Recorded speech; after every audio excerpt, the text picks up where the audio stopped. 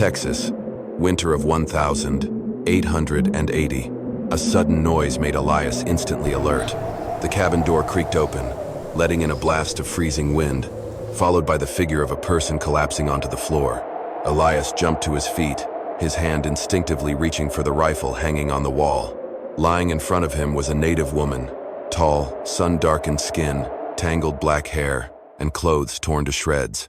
Her deep black eyes were both defiant and desperate. She whispered, her breath barely audible, "Please, let me stay. I will work. Anything you need. I just need a place to keep warm tonight." For a brief moment, Elias saw the image of his former wife again, curled up in a sick bed, begging for a chance to live. His heart, long hardened by the years, gave a sudden ache. But life on the frontier had taught him to be cautious. He moved slowly forward, his hand still resting on the rifle's grip. Their eyes met. In hers, Elias saw no lies, only a soul worn down to its last thread, clinging to survival. He let out a sigh and pulled an old blanket over her shoulders. That night, while the snow continued to fall thick outside, inside the wooden cabin, two broken lives quietly collided, beginning a story no one could have seen coming. The fire in the stove crackled softly, casting flickering light across the hollowed face of the Apache woman. Warmth was slowly pulling her back from the edge of death, but Elias Boone's gaze remained ice-cold. He stood with his arms crossed, his tall frame shadowed against the wooden wall, the rifle still within easy reach. "What is your name?" His voice was raspy and measured. She hesitated, her cracked lips bleeding as she spoke. "Nayeli." The name echoed in the silent cabin like a confession. Elias glanced at her calloused hands, the old whip marks that ran along her arms. He had been right. This was no ordinary wanderer. "Why did you knock on my door in the middle of a snowstorm?" Elias asked, suspicion sharp in his eyes.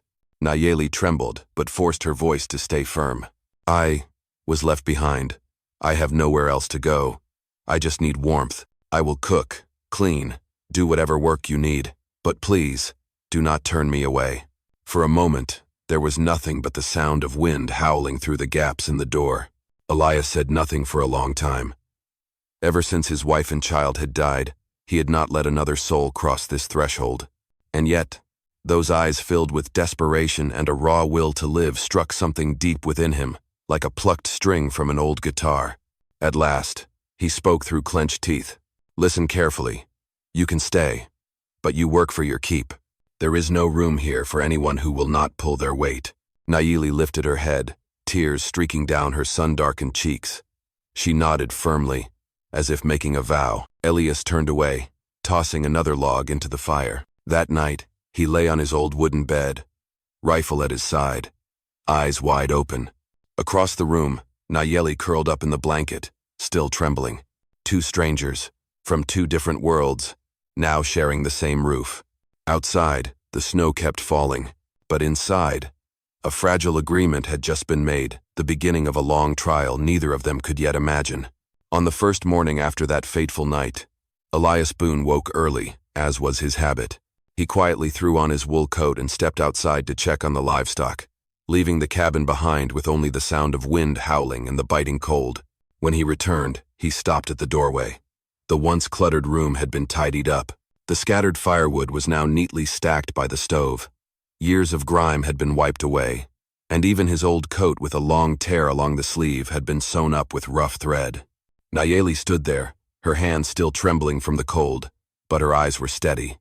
"I told you I would not be a burden," she said softly, her voice both weary and proud. Elias did not answer right away. He simply set the supply bag down on the table, poured a cup of water, and handed it to her. That small gesture, to Nayeli, felt like an unspoken acceptance. In the days that followed, the old cabin began to fill with unfamiliar sounds. The clatter of knives on the cutting board, the soft creak of footsteps across wooden floors, the gentle stir of a spoon in a pot of thin soup. Though clumsy, Nayeli was persistent. The fire in the stove never died out, and for the first time in years, Elias had a meal that carried a hint of flavor, however simple it was. In return, Elias showed her how to lead the horses to pasture, how to mend the fence knocked over by the wind, and how to start a fire using dry wood during a snowstorm. He spoke little, but now and then, His steel-gray eyes glanced at her without the cold edge they once carried. At night, they sat quietly in front of the fire. The flickering flames cast long shadows of two people, a guarded white man and a scarred Apache woman. No words were exchanged, but the distance between them seemed to shrink a little with each evening.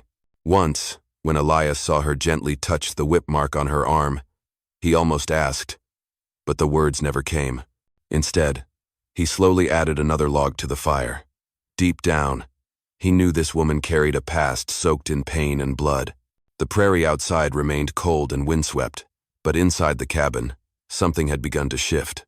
Elias, though he would never say it aloud, had grown used to the sound of a second pair of footsteps in the house, and Nayeli, still cautious, no longer flinched every time the cabin door shut behind her. They were still strangers, but the silence between them was no longer heavy.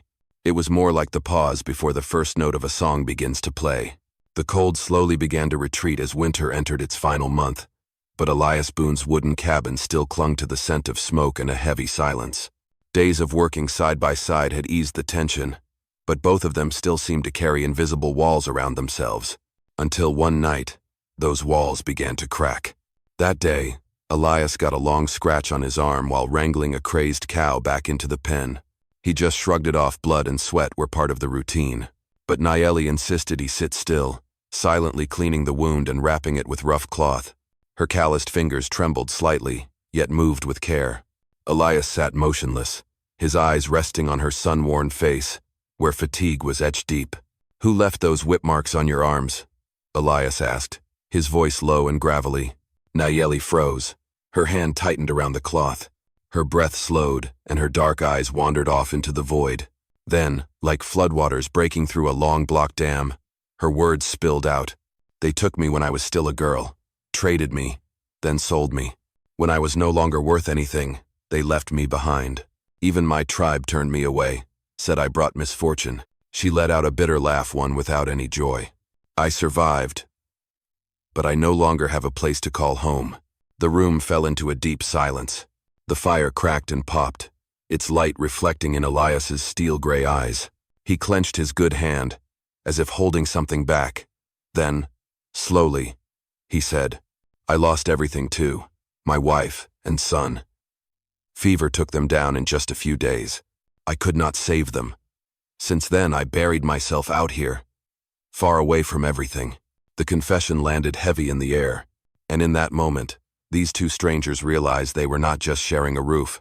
They were both survivors of loss, of abandonment, of fate's cruelty. Nayeli looked at him, for the first time without guarded eyes, but with a flicker of understanding. Elias turned away, but the heart he had long sealed off suddenly ached as if an invisible thread had just connected two broken souls. That night, the wind across the prairie seemed a little less cold. Inside the cabin, two people quietly shared their pain, and from that pain, something new began to take shape.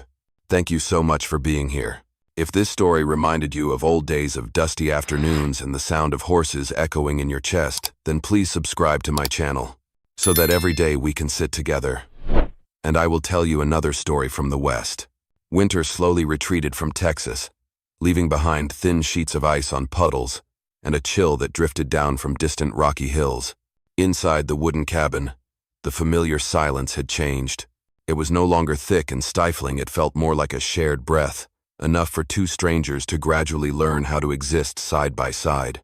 One morning, Elias Boone returned from town with a sack of seeds. He set it on the floor, intending to lock it away in the storage shed like always. But then he paused, his steel-gray eyes glancing over at Nayeli, who was sweeping the floor. Sleeves rolled high, revealing a network of old scars.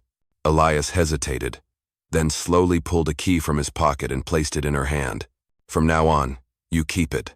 The food, the seeds, they are yours to manage." Nayeli froze.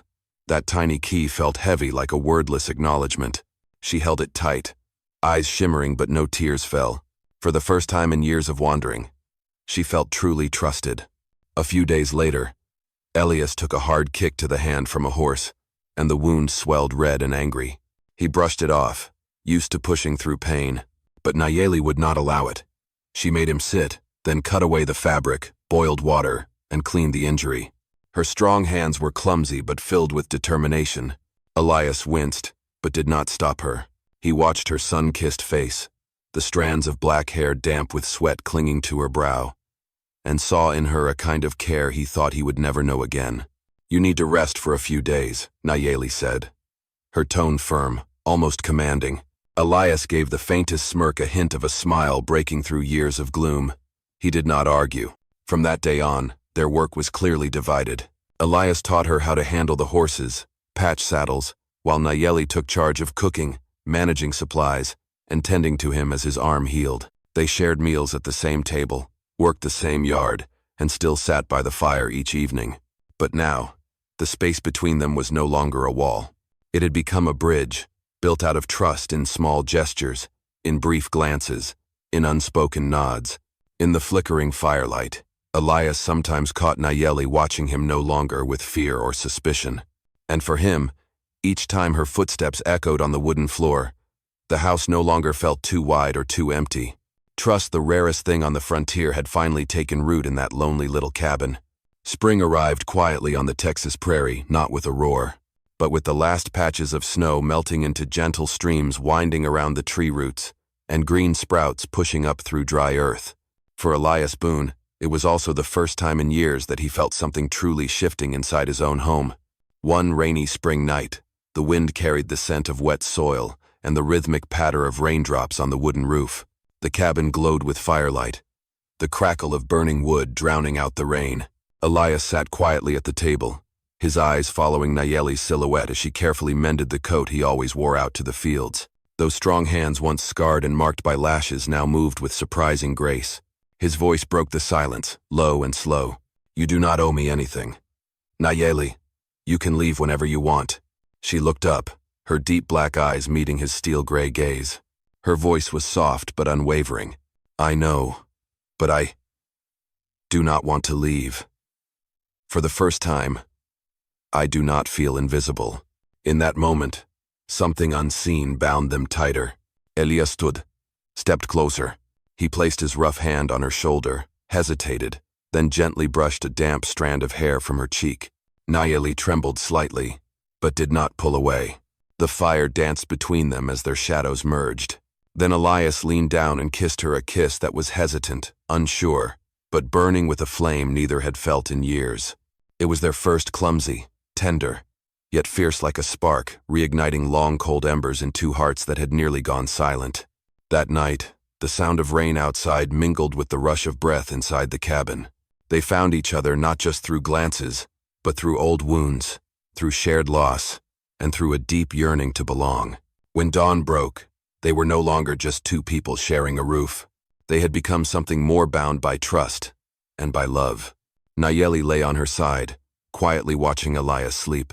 In her heart, she whispered to herself, "For the first time, I am no longer alone." News traveled fast on the frontier, faster than any post rider or telegraph wire. After just a few trips into Dry Creek to buy salt and bullets, the whispers had already begun. That widower's living with some Apache woman out in the cabin past the valley. At first, it was just murmurs. Then came the stares, sharp, pointed glances every time Elias Boone tied up his horse outside the blacksmith shop. Women pulled each other away from Nayeli whenever she followed him into town for supplies. Groups of men loitered outside the saloon, spitting on the ground and scoffing. Pitiful. His wife and kid are dead, so now he shacks up with a red-skinned stray like she's some kind of pet. Nayeli heard it. Her face burned. The dark eyes that once held firm now shimmered with held-back tears. But she bit her lip and said nothing. That night, back at the cabin, she quietly folded her clothes, the thought of leaving settling in her mind. But then Elias walked in, saw her, and his voice turned hard. "What do you think you're doing?" Nayeli spoke barely above a whisper. "I do not want to bring you shame."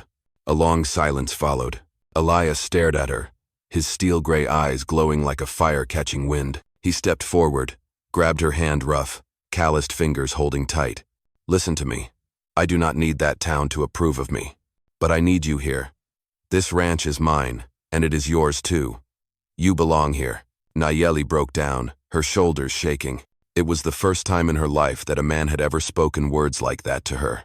The next day, Elias rode into town, but not alone. Nayeli walked beside him, head held high. The whispers returned, along with mocking chuckles. But when a drunken man stumbled toward her, reaching out to touch her, Elias grabbed the man by the collar and shouted for all to hear, "Anyone who lays a hand on her will have to go through me first." No one laughed after that. The street went dead silent, save for the horse's restless snorts. Elias let the drunk fall, then wrapped his arm around Nayeli's shoulder and led her straight through the crowd. From that moment on, the gossip was no longer just a joke. It became something no one could deny. Elias Boone, the widowed rancher, had chosen to stand beside an Apache woman, and he would never turn his back on her. Summer painted the Texas prairie in a brilliant shade of gold. The sun scorched the land. But on Elias Boone's small ranch, something else was quietly growing. Nayeli often held her belly, her calloused hands gently resting there as if listening to the life within. Her deep black eyes no longer held the despair of the day she first stepped into the cabin. Now, they shone with a mix of hope and quiet fear. One afternoon, as Elias returned from the fields, he found Nayeli sitting on the wooden steps, her eyes shimmering with tears. Her voice trembled as she spoke. "Elias, I am pregnant." For a moment, he stood still. Memories of his wife and child rushed over him like a storm. The old fear of loss gripped his heart again. But when he looked into her eyes, Elias knew this was not the same pain. This was a new beginning. He said nothing. The very next day, he went into the woods, cut timber, and smoothed each plank by hand. For days, the sounds of hammering and carving echoed through the cabin. When Nayeli opened the storage room, she froze. There, beside their bed, stood a wooden cradle, sturdy, rough, but full of care. Elias, drenched in sweat, offered a quiet smile. "Our child will sleep here." Nayeli covered her mouth, tears rolling down her cheeks. She had never dared to dream that someone like her, abandoned and cast out, could ever have a home. A man who would call the child inside her, our child. In the days that followed, they prepared together. Elias taught Nayeli how to till the soil to plant more corn. She stitched up an old quilt, turning it into a soft cover for the cradle. At night, they sat on the cabin porch, the breeze carrying the scent of wild grass, the sunset painting the horizon in shades of fire. Elias wrapped his arms around her from behind, his weathered hand resting gently on her belly. In that moment, all the judgment, all the whispers, all the years of isolation melted away. They were no longer outcasts. They were a family, a small home built with love and a trust stronger than anything else.